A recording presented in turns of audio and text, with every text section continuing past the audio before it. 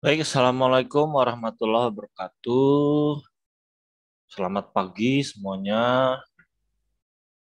Apa kabar? Baik ya, semoga kita semua memang selalu diberikan kesehatan, amin. Melanjutkan dari pertemuan sebelumnya, kita telah membahas teh hijau. Teh hijau ya. Maka hari ini, minggu ini kita akan membahas materi teh hitam ya. Oke, langsung saja. Nah, untuk pengolahan teh hitam, sistem pengolahannya dibagi menjadi dua, yaitu ortodok dan CTC.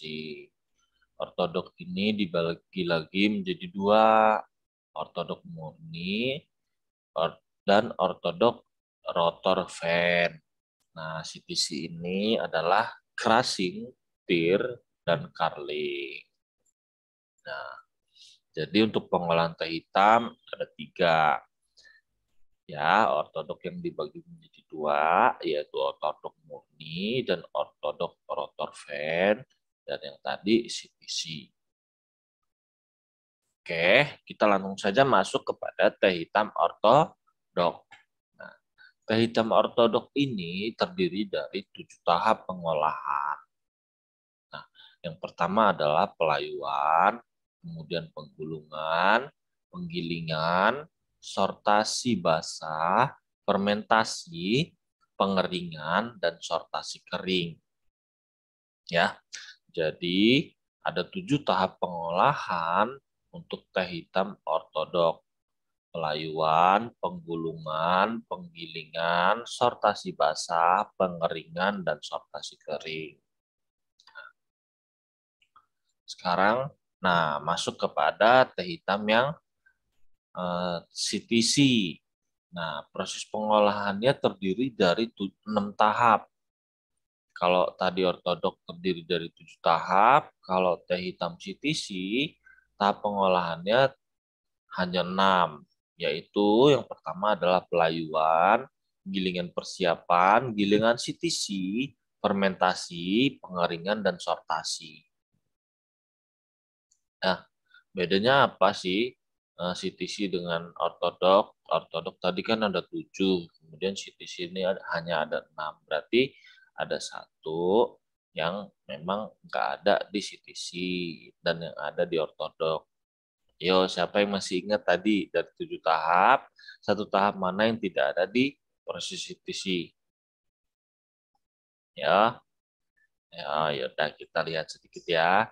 Pelayuan, penggulungan, penggilingan, sortasi basah, fermentasi, pengeringan, sortasi kering. Pelayuan, gilingan, fermentasi, pengeringan, sortasi. Nah, sortasinya kalau di ortodok ada dua ya, sortasi basah dan sortasi kering. Nah, terus dia ada penggulungan kalau di ortodok ya, kalau di sini dia tidak ada penggulungan. Oke. Nah, dalam proses pelayuan, tujuannya apa sih, Pak? Nah, ini dia.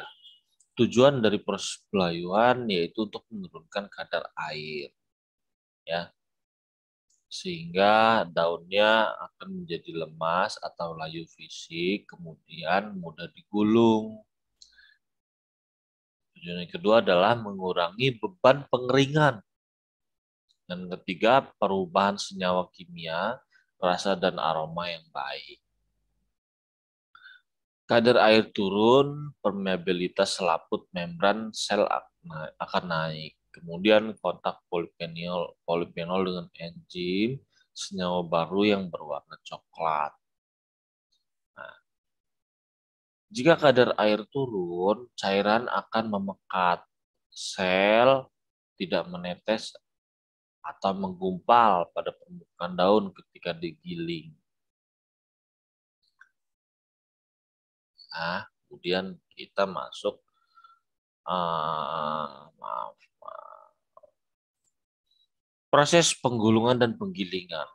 Tujuan umumnya apa sih? Nah, ini untuk memperkecil ukuran pucuk teh layu ya. Kemudian menggiling pucuk teh agar cairan sel keluar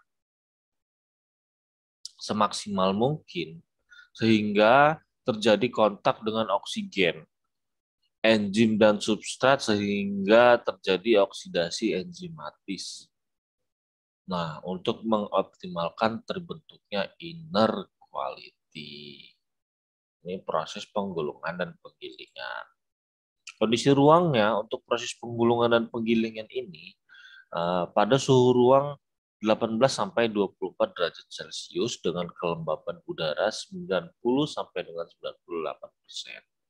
Suhu dan kelembapan udara ini dipertahankan dengan humidifier.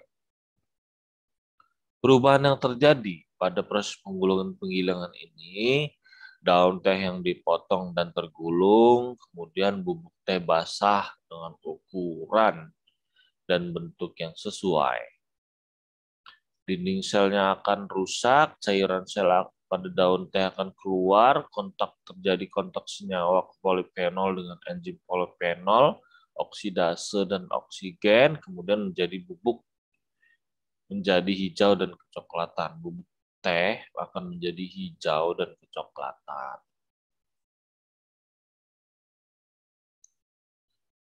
Kemudian proses sortasi pada proses ortodok. Ya. Tujuan utamanya adalah untuk memisahkan bubuk berukuran sama agar proses selanjutnya lebih efisien. Kemudian memudahkan proses oksidasi enzimatis dengan memisahkan bubuk dalam bentuk dan ukuran yang sama. Sedangkan tujuan sortasi pada proses CTC adalah untuk memisahkan impurities. Ya. Selanjutnya kita masuk kepada tahap fermentasi. Sampai sini sudah jelas semua? Tadi ada proses apa aja tuh? Pelayuan, kemudian penggulungan dan penggilingan, kemudian ada apalagi yang terakhir barusan. Ayo pada merhatiin nggak nih? Pelayuan, penggulungan dan penggilingan, sortasi ya. Sortasi basah apa kering? Sortasi basah ya, sortasi basah. Oke. Kita lanjutkan lagi pada proses fermentasi. Nah, tujuan fermentasi pada pengolahan teh hitam ini adalah untuk memberikan kesempatan enzim untuk aktif sehingga terbentuk sifat teh yang aroma, rasa, dan warnanya menarik. Jadi tujuan utamanya adalah untuk memberikan kesempatan terhadap enzim agar dia aktif sehingga terbentuk sifat teh yang aroma, rasa, dan warnanya menarik. Nah, tadi, kemudian kondisi proses fermentasi ini dilakukan pada suhu di ruang oksidasi enzimatis antara 18 sampai dengan 20 derajat Celcius dengan kelembaban 90 sampai dengan 95% dan tinggi hamparan pada proses fermentasi ini setinggi 7 cm.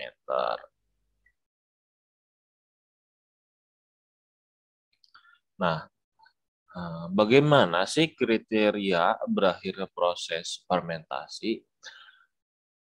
Dilihat ketika daun berubah menjadi berwarna merah tembaga mengkilat atau bright copper, ya, atau dan aroma yang terbentuk menjadi lebih harum. Nah, ini dikatakan proses fermentasi berakhir.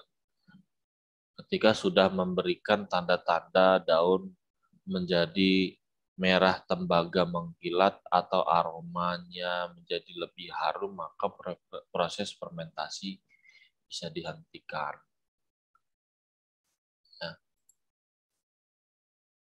Nah, selanjutnya adalah proses pengeringan. Ada beberapa tujuan dalam proses pengeringan ini, yaitu untuk satu, menghentikan oksidasi enzimatis. Ya, berarti proses fermentasinya dihentikan ya. Kemudian menurunkan kadar air menjadi 3 sampai dengan 4%. Mempertahankan sifat yang telah didapat dalam proses oksidasi enzimatis. Kemudian mempermudah pengemasan, pengangkutan, dan perdagangan. Bagaimana sih kondisi dalam proses pengeringan ini? Nah, suhu udara masuk berkisar 98 sampai dengan 100 derajat Celcius. Dengan suhu udara keluar itu 50 sampai dengan 55 derajat Celcius. Waktu pengeringan bubuk teh dalam tray selama 24 sampai dengan 26 menit tergantung dari kadar air bubuk teh basah, suhu udara, ketebalan hamparan, volume udara panas, dan kecepatan aliran udara. Ketebalan hamparan setiap jenis bubuk teh harus sama, 1 sampai dengan 2 cm. Apa aja sih yang terjadi pada proses pengeringan? Terjadi beberapa perubahan, yaitu yang pertama adalah reaksi oksidasi enzimatis berhenti, kemudian penurunan kadar air, kemudian perlambatan reaksi kondensasi teflavin dan terubigin sehingga akhirnya berhenti. Kemudian sukrosa mengalami karamelisasi. Bubuk teh kering akan berwarna coklat kehitaman. Ya. Kemudian pektin, asam pektat, permukaan bubuk teh kering menjadi mengkilat setelah proses pengeringan.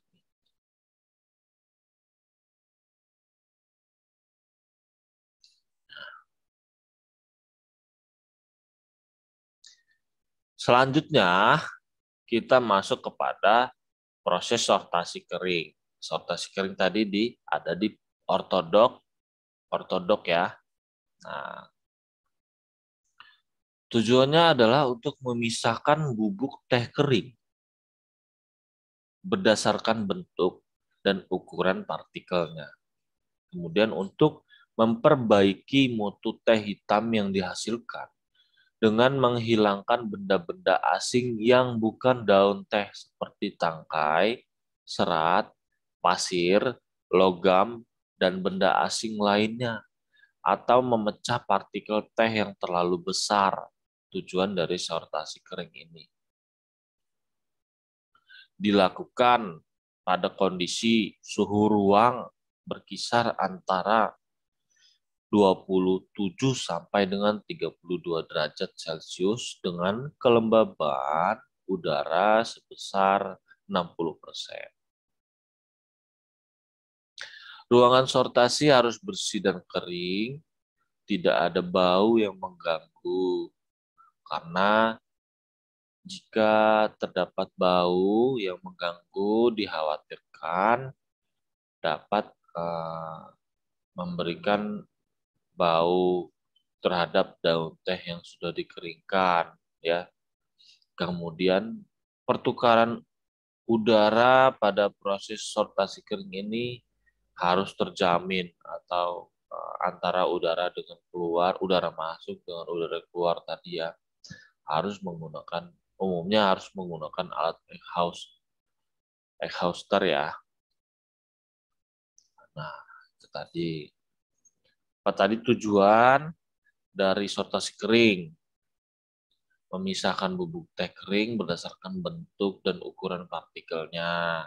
Kemudian memperbaiki mutu teh hitam yang dihasilkan dengan menghilangkan benda-benda asing yang bukan daun teh. Nah, ini tadi.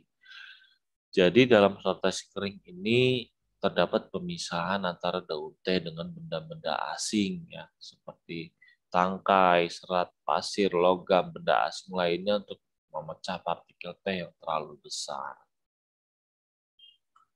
Nah, ini ya. Kita lanjutkan dari, nah sekarang kita masuk kepada perbedaan antara teh hijau dan teh hitam dari proses pengolahannya. Nah, hari ini kan kita sudah bahas teh hijau, hari ini kita teh hitam. Kita dari beberapa pembahasan itu masuk kepada bagaimana sih kita lihat proses perbedaan dari proses pengolahannya. Nah, pada teh hijau, pada proses pelayuan, pada teh hijau dilakukan dengan suhu 90 sampai dengan 100 derajat Celcius dan waktu 4 sampai 8 menit. Untuk teh hitam dilakukan dengan suhu 20 derajat sampai dengan 30 derajat Celcius dengan waktu 10 jam untuk proses pelayuannya ya. Kemudian untuk proses penggulungan pada teh hijau dilakukan untuk menggulung pucuk daun. Sedangkan pada teh hitam penggilingan untuk mencegah pucuk, penggulungan untuk mencacah pucuk daun menjadi kecil-kecil. Ya, maksudnya ini tadi penggulungan dan penggilingan ya. Kemudian pada proses fermentasi pada teh hijau tidak dilakukan proses fermentasi. Kemudian pada teh hitam dilakukan fermentasi secara oksidasi enzimatis pada suhu 25 derajat sampai 32 derajat Celcius. Waktunya 40 menit sampai dengan 4 jam. Kemudian pada tahap pengeringan, untuk teh hijau, mengeringkan pucuk daun dan membentuk gulungan daun. Pada teh hitam, sama dengan teh hijau, dan juga untuk menginaktifkan enzim polifenol oksidasi. Tambahannya adalah untuk menginaktifkan proses fermentasi lah ya. Kemudian untuk proses sortasi dan pengemasan pada teh hijau dilakukan untuk memisahkan biji kering dan mengemasnya sesuai dengan standar pada perusahaan. Sedangkan pada teh hijau proses tahap sortasi dan pengemasan ini umumnya sama ya dengan teh hijau. Nah, sekarang perbedaan teh hijau dan teh hitam dari sifat organoleptiknya. Yang pertama, keadaan fisik. Untuk teh hijau, warna teh kering hijau kehitaman dan air seduhannya hijau kekuningan. Sedangkan keadaan fisik untuk teh hitam, warna teh kering hitam dengan air seduhan kuning kemerahan. Ya. Kemudian untuk aroma dari teh hijau kurang wangi, sedangkan untuk teh hitam lebih wangi dari teh hijau. Kemudian untuk cita rasanya, teh hijau kesegarannya kurang dan rasanya lebih sepet dari teh hitam. Sedangkan untuk teh hitam tingkat kesegarannya lebih dan rasanya lebih tidak sepet. Ya, itu tadi perbedaan dari tahap proses maupun perbedaan dari sifat organoleptik teh hijau dan teh hitam. Oke, barangkali cukup untuk pertemuan kita hari ini. Sebelum kita akhiri kita hari ini, marilah kita berdoa menurut agama dan kepercayaan kita masing-masing. Berdoa mulai. Selesai, terima kasih. Sampai jumpa untuk pertemuan selanjutnya. Langsung saja saya akhiri. Wassalamualaikum warahmatullahi wabarakatuh.